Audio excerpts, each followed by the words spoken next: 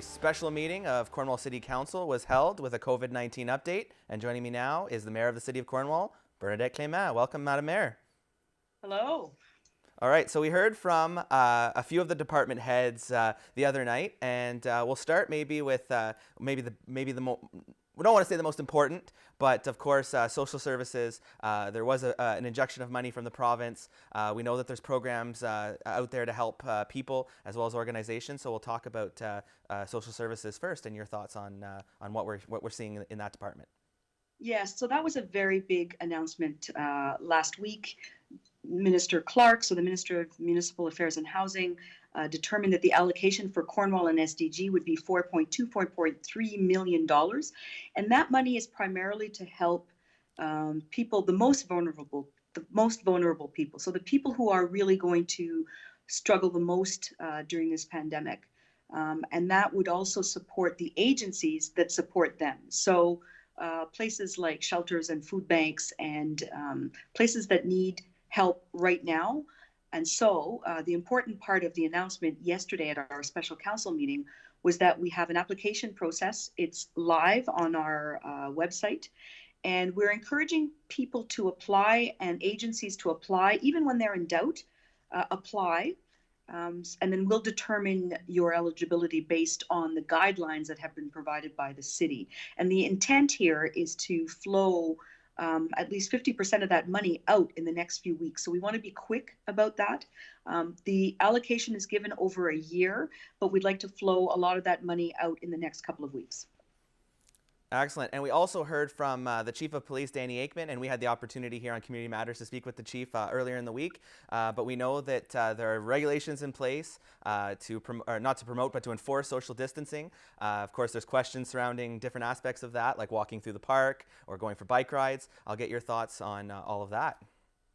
Yeah, so it's been a really interesting discussion with the police chief, and he's now working in conjunction with inspectors from the health unit and with bylaw officers from the City of Cornwall. So they're working as a team now to do a lot of education. But as we move into better weather and the long weekend, the police chief acknowledged that he may have to move from education around the rules to enforcement. And so this is where we are now.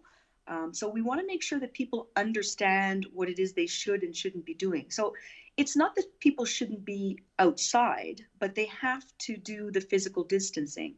If they're walking with people from their own household, that's fine.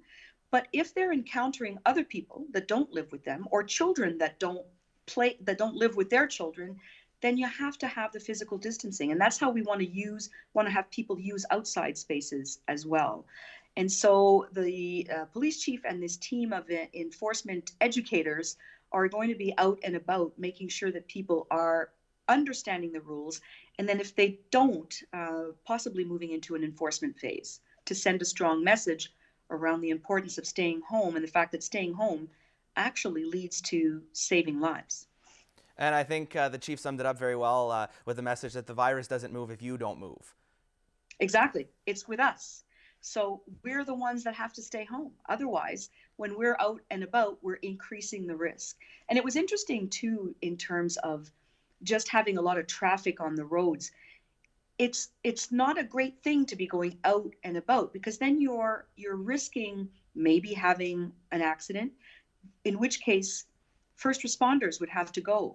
And so you're using valuable first responder time when you're planning for possibly a surge at the hospital or possibly a surge of people with COVID who need assistance. So the point is, stay at home, only leave for exercise or for essential work or essential trips like going to get groceries or going to get medications at the pharmacy. And we also heard from CFO Tracy Bailey on the financial impact of all of this on the City of Cornwall. Again, it's still early to know how this is going to affect the bottom line, but I'll get your thoughts on where we stand financially. Sure. So the last council meeting, we quite appropriately allowed for tax deferral because we understand that for many residents and businesses, there's a problem in terms of income just suddenly dropping off. And so, as many other municipalities have done, we allowed for tax deferral. That means that 5,000 properties in our community took advantage of that process, as they should. But that does mean deferred revenue for the city. In the long run as well, I mean, we're going to have to start looking at that. For now, we are in good shape, but there is definitely going to be an impact on the city.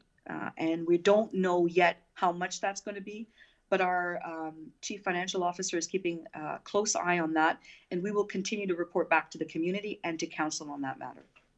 On that note, Madam Mayor, I'd like to thank you very much for joining me for this City Council update, and best of luck. And of course, with Easter coming up, Happy Easter. Happy Easter. Stay home and celebrate with your own family. And thank you to your TV for such great coverage, informative coverage during this time.